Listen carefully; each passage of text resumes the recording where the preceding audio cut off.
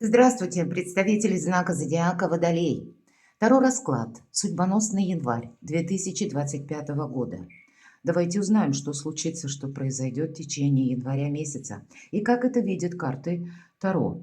Какая тайна откроется, чего в целом ждать от января, что вас удивит, и три важных события. Уран, мои дорогие, ваша планета-управитель, находится в знаке зодиака Телец в ретро-движении. Именно в ретро-движении последний месяц, и уже с февраля это будет прямое движение. И Телец – это все то, что связано с вопросами благополучия, и для всего зодиака, для всех знаков зодиака это обещает обновление. Вы это где-то можете прочувствовать наиболее остро. И два основных направления – это вопросы Земли и вопросы денег. Так вот, если мы говорим про Землю, это вопросы территории на более таком глобальном, всемирном уровне. Если мы говорим о личности, то тогда это место вашего проживания, пребывания или то, что вы планируете как переезд, подготовка в плане документов, например, рассмотрение разных вариантов, что-то вы можете изучать. И деньги – это ваши финансовые активы. Если мы на личностном уровне рассматриваем, то или какие-то вопросы с банками связанные, может быть, выплаты или налоги, мои дорогие, вот такое тоже может быть. Если мы же опять про общий мировой масштаб говорим, изменение систем расчета, электронные деньги, пересмотры, какие-то, как системы тоже могут меняться, и каким-то образом это может оказывать влияние на нас тоже. А также изменения на фондовых, на валютных рынках, электронные деньги, тут сама концепция тоже может меняться очень соответственно, как Уран в Тельце. Ну, давайте мы рассмотрим это в целом. Плутон теперь в вашем знаке зодиака, и это новое вдохновение. Это когда для вас, мои дорогие, нет, по сути, ничего невозможного. Наверное, инновационный период для всего человечества, благодаря тому, что Плутон находится в вашем знаке зодиака. И я всегда говорю, это новый вкус свободы. Это как освобождение от каких-то преград, препонов, от того, что прежде сдерживало. Что же нам подскажут карты на январь? Это может быть началом какого-то нового периода, такого долгосрочного. С чем-то мы можем в январе проститься, это я могу допустить, а также, если мы говорим Уран в ретро-движении, мы можем и не только проститься, а пересмотреть. Могут быть пересмотрены контракты, соглашения, брачные контракты, какие-то договоры, банковские документы переоформлены могут быть, или по работе тоже соглашения, опять же, или договоры. Что же случится, что произойдет и в какой сфере жизни? Вот такую первую карту мы с вами достанем.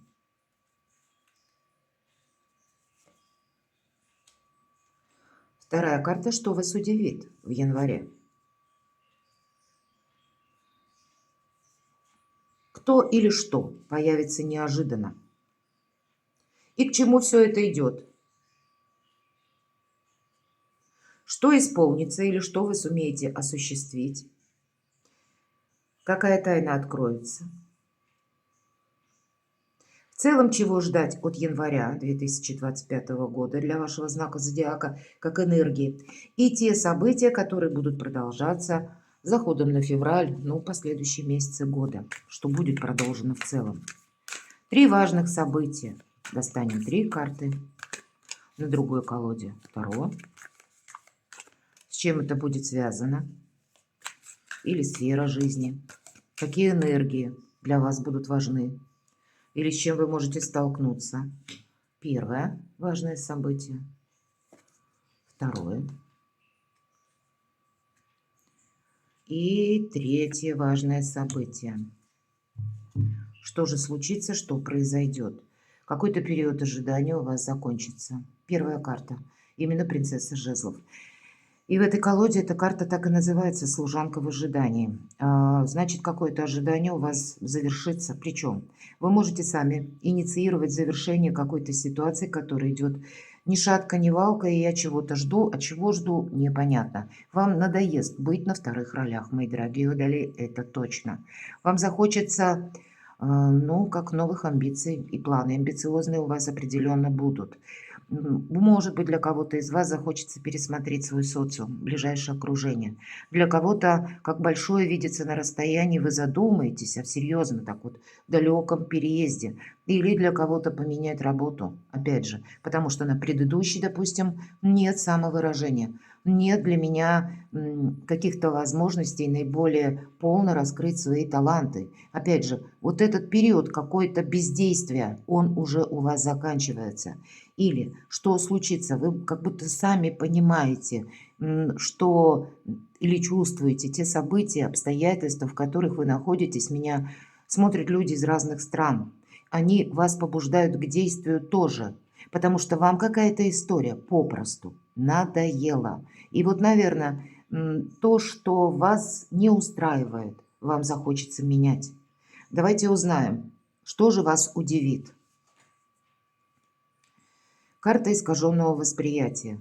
Нам показан ребенок, девочка, и мать на постели присела и прикладывает холодный компресс к голове больной дочери, так как будто температурит. И мы знаем с вами, когда у нас гипертермия, мы как-то не очень правильно оцениваем обстоятельства, мы плохо можем оценить объективно реальность. Искаженное восприятие, оно присутствует. Мы потому что заболели. Так вот, для кого-то из вас эта карта, так она, в принципе, и во всех колодах проигрывается внутренних сомнений, страхов, когда мы не решаемся все время что-то начать. Вот что вас удивит? А надоест быть на вторых ролях. Здесь вас именно удивит, чего же я ждал или ждала. Вы на что-то решитесь. Вы поймете, что прежде вы видели в каком-то другом свете или в другом ракурсе. Вы измените мнение либо о ком-то, либо о чем-то. Может быть, это мнение будет касаться вашей работы. Или изменятся ваши планы, мои дорогие, потому что здесь появляется больше возможностей. Именно вот это восприятие, болезненное какое-то восприятие, оно заканчивается. И инициируете именно вы. Здесь не то, что извне что-то приходит. Тут вот то, что я сказала, мне надоело. Вот, пожалуй, эта фраза, она как ключевая на январь месяц. И поэтому все что угодно, только бы не стоячее болото. Вот какие-то подобные энергии в вас могут проиграться в январе месяце. Они и будут побудительным мотивом идти вперед. Кто или что появится неожиданно. Одна карта и следом вторая, третья раскрывает все то, что я только что сказала. Карта 20-го старшего аркана «Страшный суд».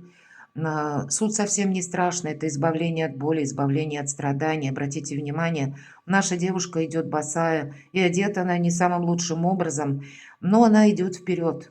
И вот этот луч света буквально, я иду к свету, падает на заснеженную землю, и там, куда он попал, растут цветы.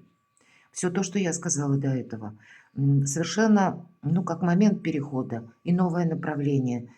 Кто или что появится неожиданно. Это ваши планы какие-то новые, могут появиться совершенно неожиданно. Может быть, это будет связано с каким-то известием, или пусть это будет побудительный мотив, или с человеком это предложением каким-то будет связано. Но я так вижу все эти три карты. Это вы, мои дорогие водолеи, словно какой-то разворот в своей судьбе осуществляете сами. И для вас нет ничего невозможного. Для вас, сама по себе какая-то радость, как вот этот луч попадает, и даже там, где прежде было заснежено, холодно, уныло, серо, растут цветы. То есть краски жизни играют для вас в январе. Давайте мы узнаем, к чему все это идет. Наверное, в чем-то должна быть поставлена точка. Я всегда говорю, тройка мечей – это карта здорового равнодушия. Прежде, может быть, было не одно разочарование, а как минимум 3. Это карта того процесса, когда было очень больно. Или как пульсирующий сгусток боли был в нашем сердце, в нашей душе. И должен был пройти какой-то период времени, прежде чем мы это переболеем. Но нам совершенно необходимо было это пройти, столкнуться с какими-то деструктивными или разрушающими моментами даже в нашей жизни, в нашей судьбе, с какими-то непреодолимыми препятствиями, чтобы в последующем мы научились собой не рисковать, к примеру. Мы научились доверять правильным людям, выстроить правильное окружение вокруг нас самих, поставить в чем-то, опять же, точку. 3 меча воткнуты в землю. И 3 мудрых птицы, обратите внимание, филин, ворон и сова. Есть как минимум 3 направления, когда вы туда уже больше не пойдете. Вот что-то перестает вас цеплять. Может быть, буквально перестает цеплять, к примеру, человек, который вас словно на какую-то все время словесную дуэль или дискуссию вызывал, или который вас раздражал. Вам он теперь будет равнодушен. Вы можете точно так же равнодушно оставить какой-то проект, потому что надоело быть на вторых ролях. Вы можете перестать доверять кому-то и рассказывать ваши идеи инновационные. Помните, идею можно украсть, потому что идея как бы моя, но все лавры принадлежат не мне, а я словно служанка в ожидании. И неважно, кто меня смотрит, девочки или мужчины. Здесь именно это то, что вас не устраивает, как складывается или сложилось уже до этого времени. Поэтому вот это какая-то крупная жирная точка, словно 3 меча, что все, точка. Дальше так продолжаться не может. Но это вас уже не ранит. К чему это все идет?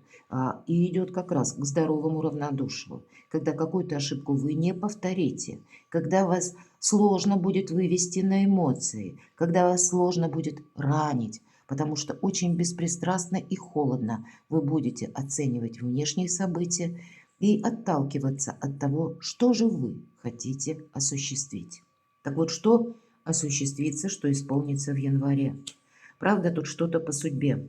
И это как согласование в высоких инстанциях документов, важных бумаг, может быть предложение людей. Здесь могут быть вопросы, связанные с родственниками, может быть далекими родственниками, может быть и конкретное предложение какого-то человека. У кого-то по работе это может проиграться как повышение в должности, потому что, опять же, вы тоже что-то инициируете. Значит, вы дадите понять, что вы намерены действовать как-то по-своему, а по-другому вас варианты не устраивают. Здесь больше проясняется какая-то обстановка.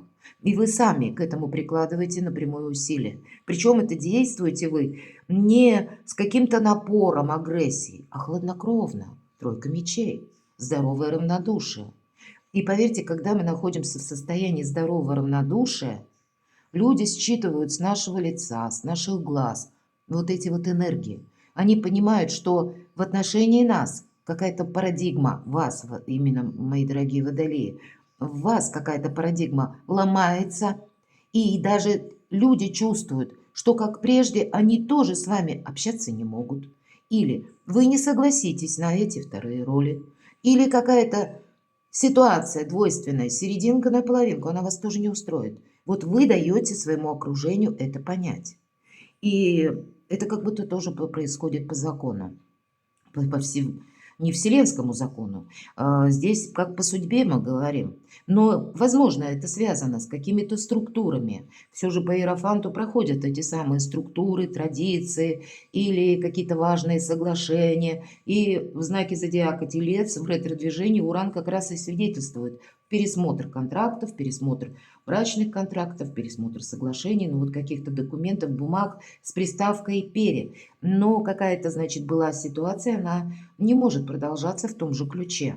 Для кого-то из вас, мои дорогие, тут может быть и предложение руки и сердца, все же по иерофанту у нас вплоть до венчания проходит. Ну, а у кого-то все же и тройка мечей может проиграться так, что если были прежние отношения, когда вам не сказали ни нет, ни да, а вас поставили на паузу, вам тоже надоест быть служанкой в ожидании. Тогда вы сами что-то либо проясните, либо, я могу предположить, можете уйти по-английски, потому что что-то вам надоело. И это тоже будет где-то по судьбе. Вы что-то исполните. В конечном итоге, мои дорогие водолеи, в январе вы останетесь собой довольны, даже если это придется сделать как какое-то усилие над самим собой. Какая тайна откроется? Давайте узнаем. Выбор, опять же. Но для кого-то из вас это по отношениям. Может быть, вы узнаете что-то о человеке, о вашем партнере, или здесь может быть прояснена какая-то обстановка, тайна. Если, к примеру, был любовный треугольник, Здесь может быть двояко. Кто-то, находясь в этом любовном треугольнике, опять же, это вы можете находиться с разных позиций. Это вы можете иметь двоих партнеров. Или наоборот, это вы можете быть одним из двух партнеров для кого-то. И понятно, что тут действия будут разные. Ну, так вот тогда я могу допустить, если правда присутствует вот этот тройной союз, или когда мы говорим третий, увы, лишний. Служанка в ожидании, она не будет продолжаться. Вы не захотите продолжать, вы захотите что-то прояснить. Нужно ли мне вообще встречаться с этим человеком? Или я ставлю точку, насколько он далеко и глубоко готов развивать эти отношения, насколько он готов вкладываться в наши отношения. Или подобные вопросы вы можете задать самим себе. Но больше карта именно в этой колоде говорит о том, что какой-то союз может быть продолжен, потому что двое, их руки, точнее, перевязаны красной лентой. Поэтому для кого-то может как раз и проиграться новая концепция отношений. Но выбор, он тоже присутствует. Но тайна, если мы спросили, но, значит, то, что было как искаженным восприятием, теперь все встает на свои места. Чего же ждать в целом от января месяца? Пятерка жезлов. Карта противостояния или информационного хаоса. Я ее так называю, пусть не в этой колоде. Когда мы говорили с вами тройка мечей, мы спокойно, невозмутимо воспринимаем любую информацию. И, может быть, это люди, увидев такое ваше отношение, перестают где-то вас больше цеплять. Или даже если делают какие-либо попытки, вряд ли у них что-то получается. Мы по этой карте перестаем кому-то что-то доказывать. Но я должна сказать, что мы перестаем верить по этой карте тоже. Потому что информационный хаос. То есть много новостей, много фейков может быть. И мы понимаем, не все то золото, что блестит, или не каждой информации я могу доверять, или я не каждому обещанному я могу тоже доверять, или нет смысла чего-то ждать. По принципу обещанного 3 года ждут. Сколько можно ждать, кто-то поставит точку. Кто-то из вас будет работать напрямую с информацией и искать правдоподобную. То, от чего можно оттолкнуться. Кто-то из вас может столкнуться с тем, что вы узнаете как раз у человека какую-то правду, и по пятерке жезлов проходят люди, которые утром, предположим, нам что-то обещают одно, какую-то помощь, содействие, а вечером они просто о нас забыли. Они неумышленно нас хотят подвести, предать. Нет, они просто не держат нас в своей голове. Им легко обещать и потом отказываться от своих слов. Кто-то из вас может столкнуться с таким человеком. И тогда баланс, мои дорогие водолеи, вы тоже проведете. Вы словно фильтруете окружение в январе. И от этого, видимо, не уйти. Для вас это будет важно. Давайте узнаем события, которые продолжат развиваться. Ну, наверное, по семерке жезлов. Обратите внимание, вокруг наводнения двое спасают свое добро. Что будет продолжено? Вы будете спасать сами себя. Вы будете заниматься только своими вопросами и то, что входит в сферу ваших амбиций, интересов. Может быть, вы будете искать новых партнеров, нового какого-то взаимодействия через согласие, через договоренности. Совершенно другое отношение к миру и, кстати, к тому, что вы имеете, к какому-то материализму. Материальная концепция денег, не случайно, Уран в Тельце, вопросы денег. Вы как-то по-другому начнете распределять, может быть, те финансовые средства, которые к вам приходят. Может быть, вы прежде кому-то оказывали помощь, или прежде вы не вели, допустим, какой-то финансовый дневник. Вот здесь... Правда, ваша система финансовая, она тоже будет пересматриваться. То, что идет со словом «цена», оно не на последнем месте. Именно вы от этого будете отталкиваться часто в 2025 году. Видимо, со словом «ценности» проблем нет, хотя по ценностям это как раз карта Иерофанта. Но мы земные люди, и как... Не говори о чем-то возвышенном, но есть еще и земное. И вот возвышенное и земное вы уже начнете совмещать в январе. Но нельзя жить только идеями. Но идеи очень важны, как и мечта. Но есть и какая-то реальность, когда мы все же свое благополучие обязаны Отстроить никто за нас это не сделает. Вот такие важные согласования в вашей жизни. Важные события. Давайте откроем карту. Что может быть лучше? Девятка Пентаклей. Это карта самодостаточного человека. Но, наверное, со вторых ролей вам определенно уйти стоит. По крайней мере, вам этого захочется. Вы ведь можете, мои дорогие водолеи, начать новый бизнес, начать какую-то новую стезю в творчестве. Для вас могут прийти деньги. Да, это может быть и помощь какого-то человека, но больше эта карта, повторюсь, самодостаточности. Это видение своих собственных перспектив и возможностей. Ведь это карта ресурсного человека. Поэтому вы проанализируйте, что я умею делать лучше всех, что я знаю лучше всех, или как бы мои способности, они проявляются наиболее активно. Здесь какая-то ваша миссия, которая вам приносит и финансы, и заслуженное признание, может быть, вашу популярность. Здесь что-то идет по максимуму. И вы никак не можете, повторюсь в очередной раз, оставаться словно в тени за кулисами. Ваш выход на авансцену, мои дорогие водолеи. Ну, у кого-то важное может быть согласование с банками или подписание каких-то документов, или то, что касается вашего жилья.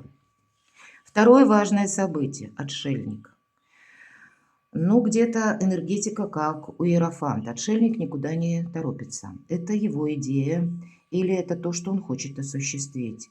Важное событие, вам захочется уединения, вам захочется привести мысли в порядок и для себя выстроить какую-то именно для себя внутреннюю концепцию, куда же я иду. Это жизненный путь, это то, что лично для вас важно, не для кого-то. И ценности, самое главное, карта ценностей – тоже имеет значение. Как и цена, так и ценности. И, по сути дела, мы говорили, иерофант, ценности и семерка жезлов. Спасать самого себя и спасать свое. Так вот здесь девятка пентаклей. Это уже как раз какие-то положительные решения в плане финансов или откуда они к вам приходят. А вот ценности – это то, что к аркану отшельник, но какая-то перезагрузка в январе как важное событие. Давайте открою третью карту. Паж жезлов. Ну вот перед тем, как отправиться в будущее или совершить какой-то квантовый скачок, именно в будущее, как знаете, почему я говорю квантовый скачок? Потому что полярные карты. Вроде бы финансы и в то же время отшельник. Для отшельника что-то духовное более важно. А по девятке пентаклей это конкретно материализм, это наши блага земные. И блага земные нужно совместить со своей мечтой. И прежде чем мы отправимся в будущее, мы должны для себя какую-то стратегию, тактику, как минимум, чувствовать. И думать о высоком, безусловно. И тогда мы быстрее можем материализировать нашу мечту или воплотить ее буквально в жизнь. Потому что по пажу жезлов, словно мальчик нам изображен на развилке. И он стоит, он обдумывает, куда он пойдет. Либо он пойдет прямо, либо он пойдет в ту сторону, где кот и ящерица. Он обдумывает, что же делать правильно, каким образом действовать. По пажам всегда мы чему-то учимся, мы адаптируемся к какой-то обстановке или ситуации. Поэтому период адаптации такой спокойный, не скорый, в январе для вас будет как важное событие. Не торопитесь куда-то, потому что у вас на кону как и возвышенное, так и земное. У вас на кону может быть и через отношения какие-то важные союзы, но точно так же у вас могут быть как ключевые партнеры, кому я могу доверять и с кем я могу, может быть, как раз осуществить какой-то проект. Но в этом проекте вы определенно не захотите быть на вторых ролях, а вы будете рассматривать только полноценное сотрудничество, как и по вопросам работы, так и по вопросам личной жизни. Перекладывайте на себя, мои дорогие водолеи, прекрасный расклад, и будьте счастливы, будьте любимы всегда.